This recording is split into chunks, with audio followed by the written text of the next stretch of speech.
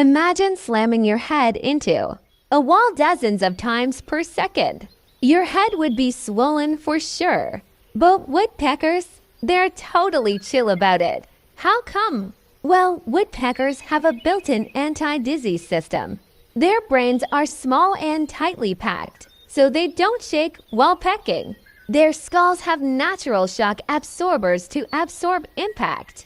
And here's the coolest part, their tongues wrap around the back of their heads, like a seatbelt for extra support. They can peck trees up to 12,000 times a day and still be totally fine.